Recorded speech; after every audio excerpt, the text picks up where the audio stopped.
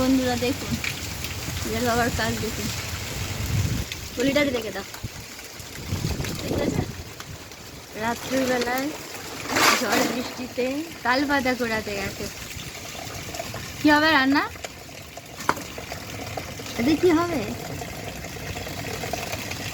তাল থেকে পাতাগুলো পড়েছে, বিশাল হাওয়া দিচ্ছে, ঝড় হয়েছে, পূজার বাবা যাচ্ছে পাতা পড়াতে।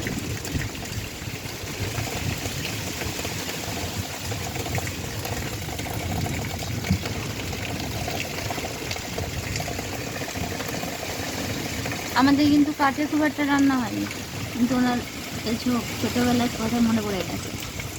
3000 টাকা গ্যাসের দাম হয়ে গেছে, 3000 টাকা গ্যাসের দাম। রান্না করতে হবে।